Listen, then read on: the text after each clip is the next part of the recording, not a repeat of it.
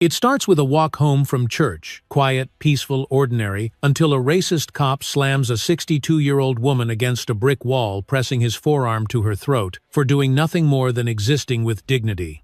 But what he doesn't know is, she's not just anyone, she's the wife of a federal judge. And in just 5 seconds her silence becomes a spotlight, his badge becomes a burden, and the entire city starts watching. What unfolds next is a powerful reckoning about race, power, and the quiet kind of strength that doesn't break even under pressure. Let us know where you're tuning in from and what moment hit you hardest. Drop a comment, hit that like button, and subscribe for more true stories that cut deep and stay with you. The church bells had just finished ringing their echo, lingering in the warm spring air like the final notes of a familiar hymn. Naomi Ellison stepped carefully down the wide stone steps of St. Mark's Baptist, her low-heeled shoes clicking softly, with each step one hand clutching a slim leather-bound Bible, the other wrapped gently around a bouquet of white lilies tied with a pale blue ribbon. The Sunday crowd was slowly dispersing into the world outside, families hugging goodbye, children racing down the sidewalk, the quiet laughter of old friends folded into the rustling leaves overhead. Naomi moved differently from them, not hurried, not distracted, just steady and present, as if she carried her own atmosphere around her. She was dressed in a dark blue crepe dress that caught the sun without glaring, a silver brooch, shaped like a dove resting just below her collarbone. Her gray hair was neatly twisted into a low bun at the nape of her neck, not a strand out of place. Every year on this day, her wedding anniversary, she came to church alone, sat in the third pew from the front, lit a candle during the closing hymn, then walked 2 blocks home to cook dinner for 2. Even now, even with Jeremiah working late or traveling for hearings, she did it the same way. Not for tradition, for grounding, for memory. As she passed the wrought iron gate and stepped onto the sidewalk, she felt the slight breeze catch her dress, lifting its hem just enough to make her pause and tuck it gently back down. Magnolia trees lined the block, their blossoms fully opened now, scenting the air with something sweet and faintly bitter like childhood stories and old regrets. A pair of sparrows chirped overhead as if announcing the hour. Naomi let out a quiet breath and began her walk, the lilies bobbing slightly with her stride. She didn't see the cruiser at first, parked across the street, angled just enough to catch the whole block in view, but she felt it, the weight of attention, the static in the air. It wasn't new to her. It wasn't loud. It didn't announce itself with sirens or shouts. It settled into her shoulders like humidity, like tension held in the jaw. Her eyes flicked sideways, then returned forward. She kept walking. Not today, she whispered under her breath, more to herself than anyone listening. The car didn't move, but she could see the outline of a man inside driver's side, elbow resting on the window frame, head tilted ever so slightly, watching. It was a white man. Late 30s, maybe early 40s. Short cropped hair, no sunglasses, no phone in his hand, just stillness, and that particular kind of stillness that has nothing to do with peace. Naomi had seen it before in parking lots outside grocery stores, once in a hospital waiting room. A stillness waiting to pounce. She adjusted her grip on the lilies, her knuckles tightening slightly without meaning to. Her mind began running through silent checklists. Was her ID in her purse? Was her phone charged? Had she locked the church gate behind her? She didn't panic. Panic never helped. She simply prepared. At the end of the block was the red brick library, and just beyond it, her home, a small white cottage with green shutters and a flagstone path Jeremiah had laid himself 30 years ago. She could already picture the porch light flicking on as the day dimmed, the wind chimes brushing gently against each other in the evening breeze. That's where she was headed. That was her right. But with each step she felt the space around her narrow, as if the sidewalk had grown thinner, or the trees had leaned in. She thought of something her mother used to say, soft and bitter like burnt coffee. They don't need a reason, baby, just the wrong moment and the right excuse. Naomi had spent her life disproving that sentence. She had become a principal, led district reforms, mentored young girls, served on community boards. She'd followed every rule, worn respect like a second skin. But some days, no matter how well you carried yourself, your skin walked into the room first. The cruiser door opened. She heard it before she saw it. That mechanical creak, followed by the heavy slam of intention. Footsteps approached, not rushed, but deliberate, like a man trying to be seen without seeming urgent. Naomi didn't turn around right away. She let him come closer, let the sound of his boots on the pavement announce his presence, let the quiet decide what this was going to be. "Ma'am," a voice called out, sharp, masculine, local. She turned slowly, her face neutral, neither smiling nor defensive. "Yes, officer," she said, calm and even. He was close now, maybe 6 feet. One hand near his utility belt, the other resting on the butt of his flashlight. His eyes went to the lilies, then to the Bible, then to the brooch on her chest. He looked young enough to still have something to prove, but old enough to think he didn't. "Where you headed?" he asked. "Home," Naomi answered. "Just 2 blocks up." "You come from church." "I did," she said. "Is something wrong?" His eyes narrowed slightly. "You live around here?" Naomi met his gaze squarely. "I've lived on this block longer than you've been wearing that badge." It wasn't a threat. It wasn't even defiance. It was just the truth spoken plainly, like a number recited from memory. But she saw something shift in his posture just slightly, the way his shoulders squared, the way his jaw clicked once. And just like that, she knew this wasn't going to be about the lilies, or the Bible, or the brooch. This was going to be about something much older, much heavier, and far harder to name. The officer stepped closer, his boots thudding with more weight than necessary, each footfall a wordless warning wrapped in polished leather and pride. Naomi didn't move, not out of defiance, but because she knew the minute she did raised a hand, stepped back, turned slightly, he'd interpret it as resistance, as guilt, as justification. He squinted slightly, his lips pressing into a thin line, scanning her face like it was a puzzle that didn't make sense to him. There was nothing outwardly aggressive in his stance, not yet, but Naomi had learned across decades to read the shifts in a man's breath before his tone changed, to hear what came next in the silence between words.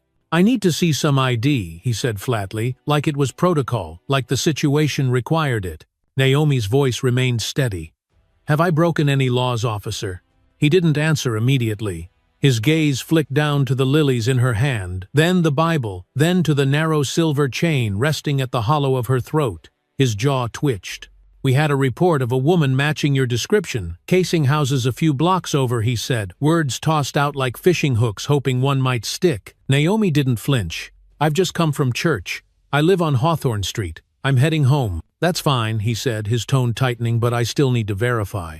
She nodded slowly, not out of agreement, but acknowledgement. "And do you ask every woman carrying flowers and scripture to verify where she belongs?" A flicker of something sharp passed through his eyes, something unspoken that tasted like insult. The wind picked up slightly, tugging at the hem of her dress and pushing a curl of her gray hair across her cheek. Naomi reached up slowly, tucked it behind her ear, never taking her eyes off him. "What's your name?" he asked more forcefully now. She answered calmly, "Naomi Ellison." He paused. The name registered. Maybe not fully, maybe not yet, but something about it slowed him for half a second.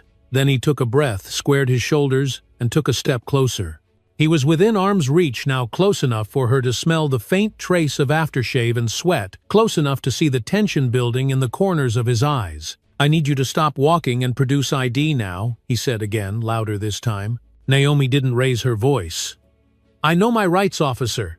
If you don't have reasonable suspicion, you have no legal grounds to detain me." The tension cracked in him then, not dramatically, not all at once, but like a frayed thread snapping in silence. His voice dropped low and sharp. "You're refusing a lawful order." "I'm refusing to be harassed," she answered, her tone still even. "There's a difference." Around them, the street had gone strangely quiet. The chirping birds, the distant car engines, even the breeze seemed to hesitate. Across the street, a young couple holding hands slowed their walk, eyes drawn to the 2 figures on the sidewalk, their expressions wary but unsure. A man in a delivery van paused at the stop sign longer than necessary, glancing through his side mirror. No one intervened, but they were watching. The officer looked around, saw the attention growing, and instead of stepping back, he leaned into the pressure. His voice hardened. "Last warning, ma'am. Show me your identification." Naomi stood still, her fingers tight around the lilies now, not from fear but from something else, something older than fear. She had lived her life resisting. The subtle erasures of dignity had stood in rooms where she was the only one who looked like her, had smiled when she wanted to scream, had swallowed injustice like a daily pill. But this wasn't a closed-door meeting. This was sunlight. This was her block. This was not the moment she would yield. "Then do what you feel you need to do," she said softly. "But understand this, I know exactly who I am." That sentence, those 10 words did something to him. Without another word, without escalation, without protocol, he lunged. One hand grabbed her upper arm fingers, pressing into flesh with unnecessary force. The lilies fell to the sidewalk like spilled truth. Naomi gasped not from pain but from the shock of how fast he turned. His other arm swung around her, and in one brutal motion he shoved her backward and slammed her against the brick wall of the closed bookstore behind her. Her back hit first, then her shoulder, and she felt the rough texture scrape through the fabric of her dress. His forearm pressed across her throat, not choking, not completely, but just enough to take control, to erase distance, to threaten without drawing blood. The world slowed. Naomi's hands instinctively moved to his arm, not to push, not to fight, but to brace herself to stay upright. Her face tilted slightly toward the sun, the late morning light catching the silver of her chain. Her eyes didn't close. She looked at him, right at him.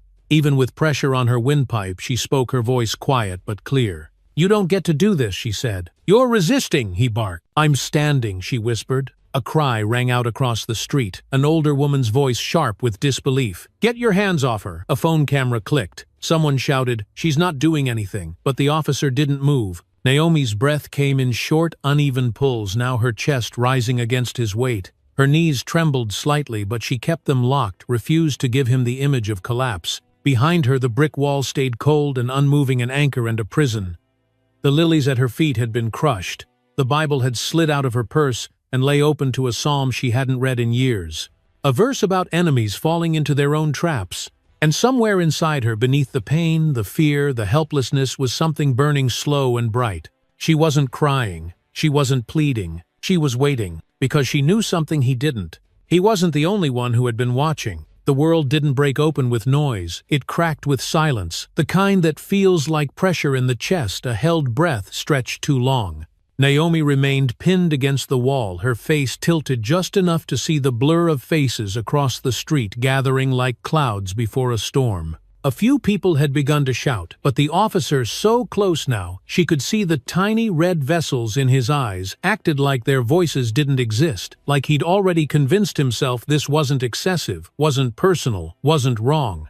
His jaw tightened with the kind of control that was always 1 inch away from collapse, and his grip across her collarbone made it clear he wanted to finish this before anyone intervened. She could feel the stone at her back, digging into her spine, could feel her breath stutter inside her ribs, could feel her own silence becoming heavier than her words. Her vision blurred for just a second, not from pain or fear, but from the weight of it all, the decades of navigating rooms where she had to smile first, explain herself faster, forgive more quickly. She thought briefly of her students, girls with thick hair and quick minds, who had once asked her if being good was ever enough. She had told them it was.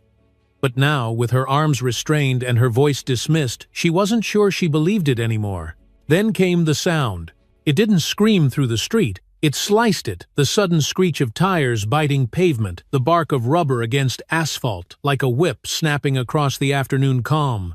The officer flinched barely, but Naomi felt it in the loosening of pressure against her throat. He turned, his head eyes narrowing toward the intersection. A black SUV had pulled up fast, its wheels hugging the curb as the engine cut abruptly. The crowd instinctively parted, some stepping back, others raising their phones higher, and then the door opened. Jeremiah Ellison stepped out without hesitation. He didn't slam the door. He didn't raise his voice. He didn't come charging like a hero in a movie. He walked slow, deliberate, with the kind of presence that didn't need an introduction. He wore a slate-gray suit jacket, unbuttoned collar open, but it wasn't the clothes that turned heads. It was the way he carried himself, like the air had to move around him, not the other way around. At 6'3", with broad shoulders, and a stare that had once silenced courtrooms mid-trial, Jeremiah didn't need to ask what was happening. He could see it all. Naomi, breathless and bruised, backed into brick. The officer with his hands still raised, still unsure whether to let go or double down. And the onlookers frozen between fear and hope. His voice, when it came, was measured steel.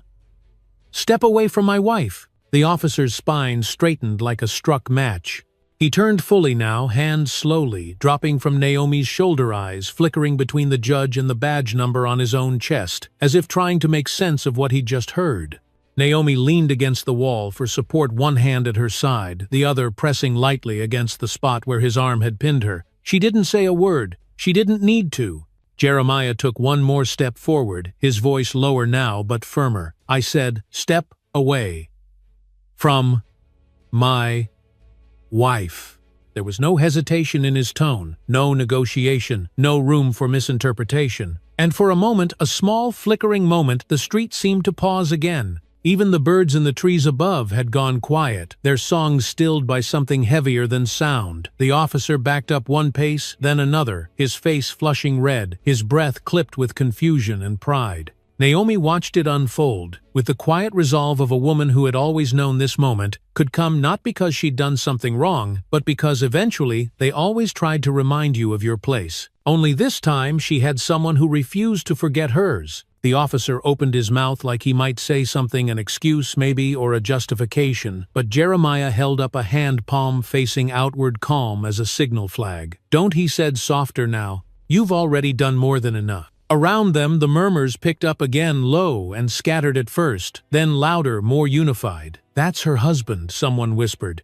"Isn't he a judge?" a woman asked, clutching her purse tighter. A teenager with a live stream muttered, "Oh, he's about to lose his badge on camera." The shift in power was visible now, thick in the air like humidity before a summer storm. The officer who had just minutes ago held a woman against a wall was suddenly surrounded by judgment, not from authority above but from truth unfolding all around him. Jeremiah turned toward Naomi, his voice dropping to something only she could hear. "Are you hurt?" She shook her head slowly, her voice rasped but clear. Not enough to matter, but it could have been. He exhaled a breath, both of restraint and quiet fury. "I got here as fast as I could." "I know," she said, offering him the faintest nod, her hand brushing lightly against his. He looked back at the officer, now standing off to the side, like a man unsure which way history was tilting. His hands were clenched, his lips tight, his eyes searching the sidewalk like maybe it held the answer to how everything had gone so wrong so fast. But Naomi knew better. It hadn't gone wrong fast. It had always been wrong. It just took 5 seconds and one voice to expose it. Jeremiah didn't rush forward, didn't crowd the man who had just shoved his wife against brick, like she was an object, not a person. Instead, he closed the space slowly, each step measured like the beat of a gavel falling in a courtroom, the kind of deliberate movement that made you check your conscience before your next breath. The officer, name tag reading Doyle, had his hands free now, but the damage wasn't undone. Naomi was still catching her breath, her fingertips resting just beneath her collarbone, like she was trying to anchor herself in the present moment. The crowd had thickened along the sidewalk's edge, their phones held up like lighthouses, beams aimed at the truth, so it couldn't disappear again. Jeremiah's voice didn't rise. He didn't need volume to make himself heard.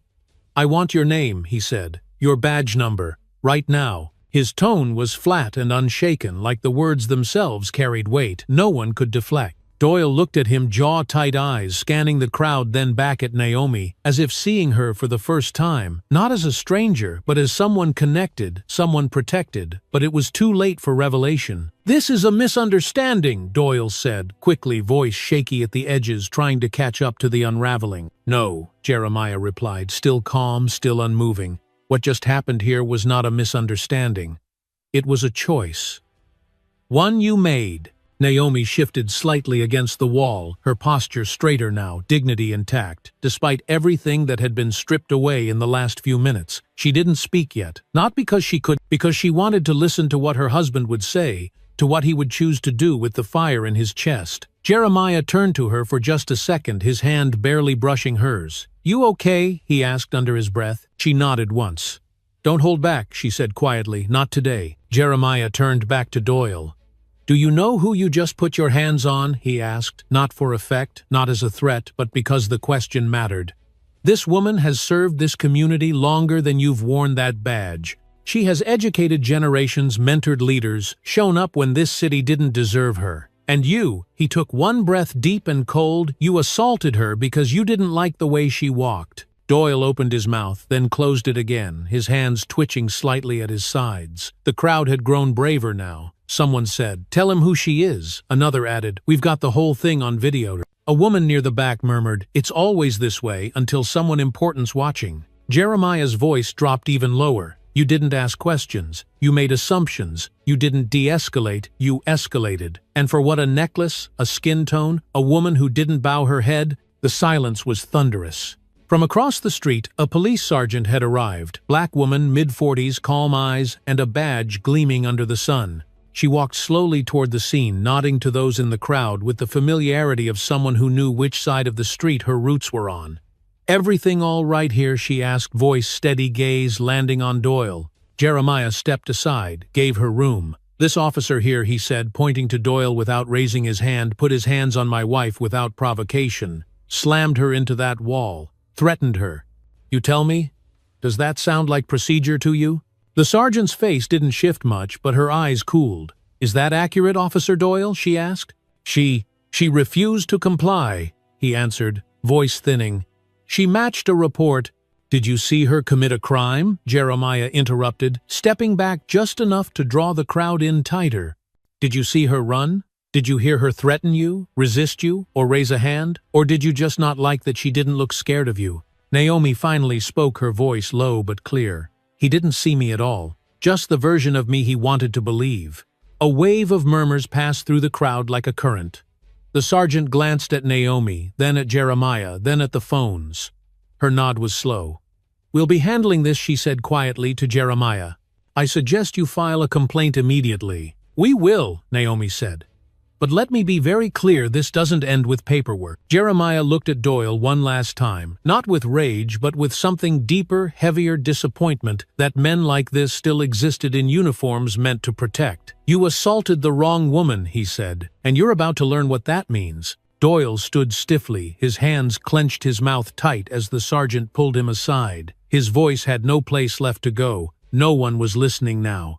The power he'd clung to with force and threat had dissolved in the air, choked by truth, by witness, by the unshakable presence of consequence. Naomi stepped forward, brushing her dress with one hand, smoothing out wrinkles that hadn't come from fabric, but from insult. She turned to her husband and nodded once. "Let's go," she said, her voice still strong. "I've got lilies to replace." They walked side by side, past the gathered crowd, past the crushed bouquet and the fallen Bible, past the man who thought power lived in his badge instead of his integrity.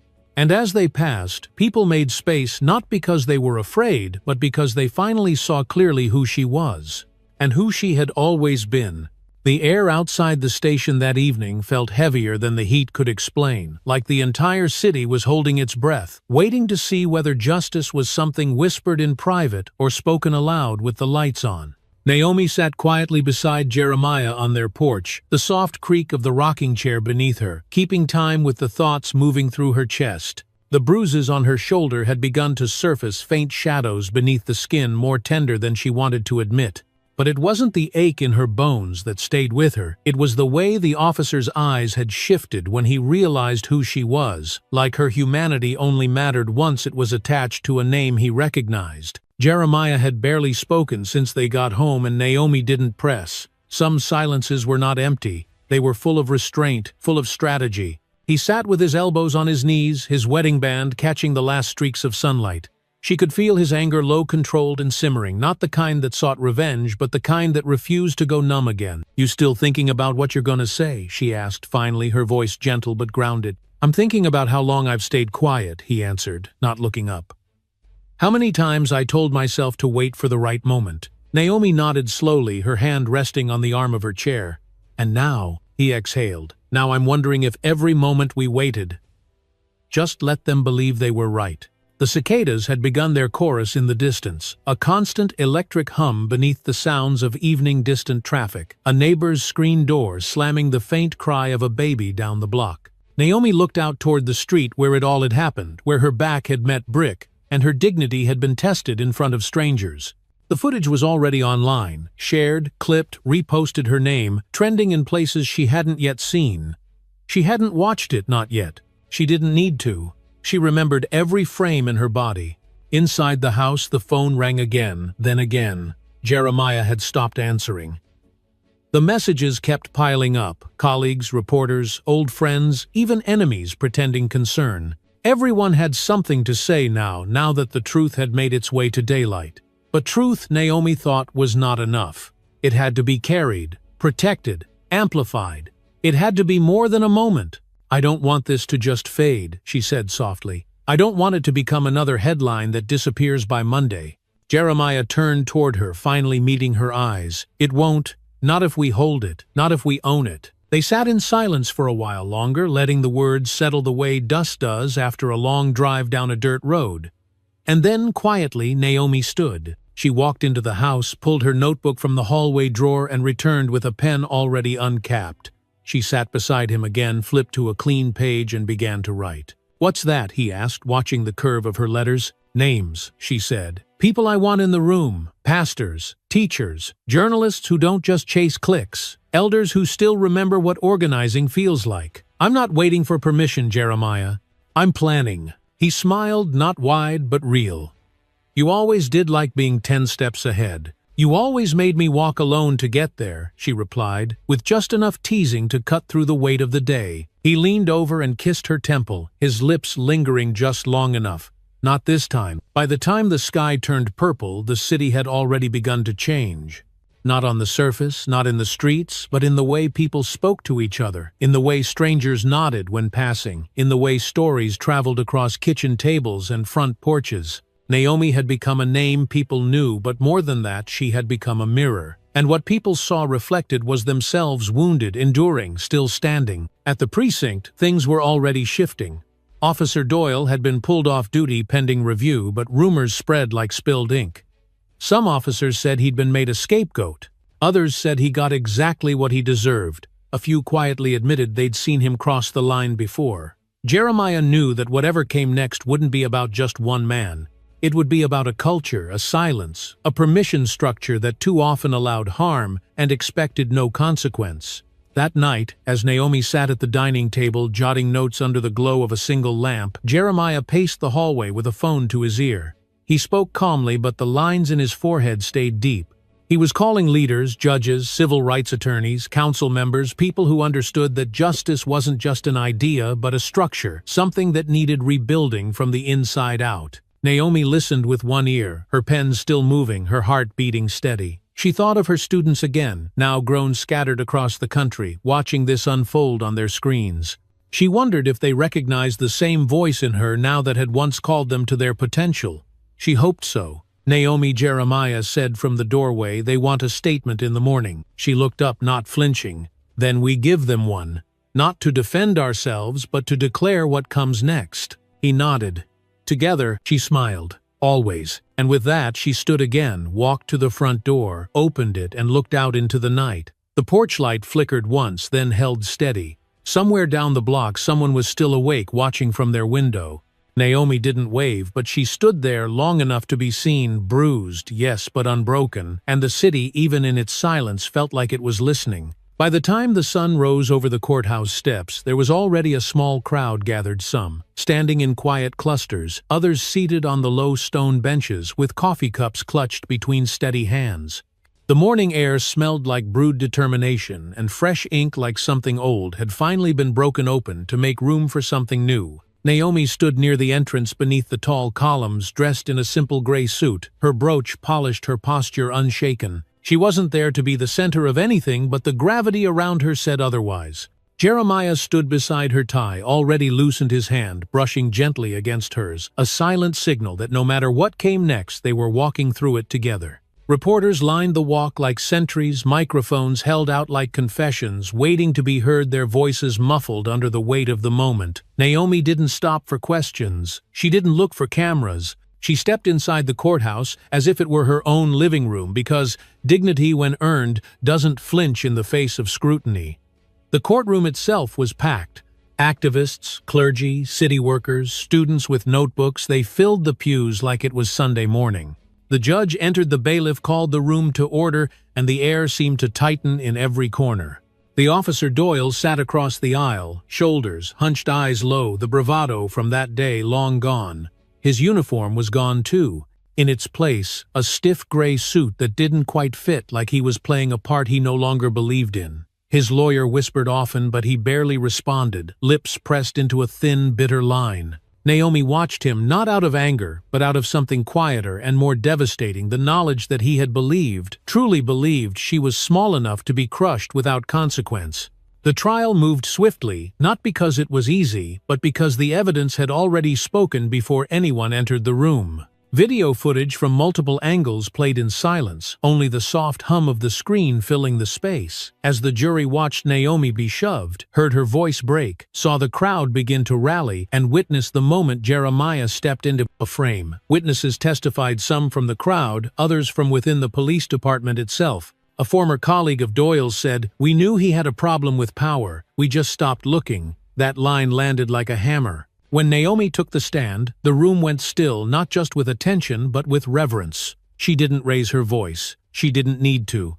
She spoke like someone who had walked this road 1,000 times in silence and finally decided the world needed to hear her shoes hit the pavement. "I wasn't attacked because of what I did," she said plainly. "I was attacked because of what he saw when he looked at me. And if that isn't enough to bring us here, then why even have a courtroom?" When the verdict came back, liable for assault, misconduct, and civil rights violations, no one cheered, no one clapped. It was the kind of justice that didn't taste sweet, only necessary. Naomi closed her eyes and let out a long, quiet breath, not of victory, but of release. Doyle sat still, jaw trembling, the reality of his downfall, finally settling into the empty space where his certainty used to live. Outside, the steps were more crowded now, the sun casting long shadows behind every conversation.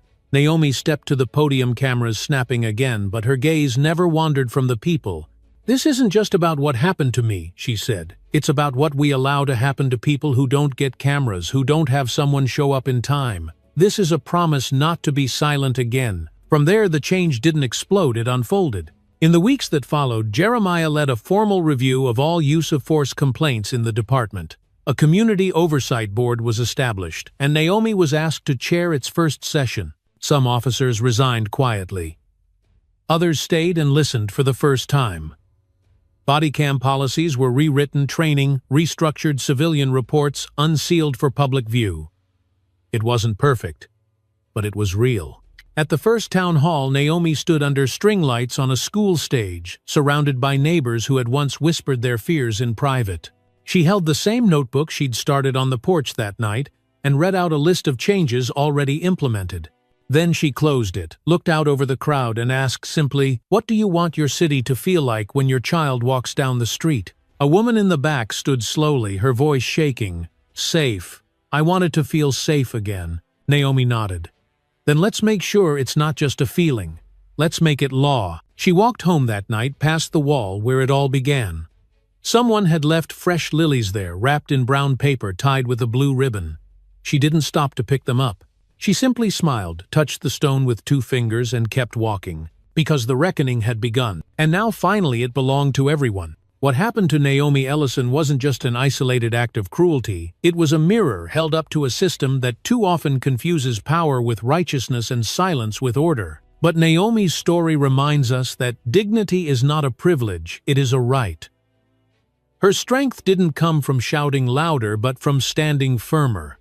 And her husband's quiet authority didn't erupt in anger, it arrived with clarity, principle, and unwavering love. For many of us, especially those who've lived long enough to remember other struggles, this story stirs something deep. We remember the marches, the courtrooms, the unspoken sacrifices made on porches and in pews.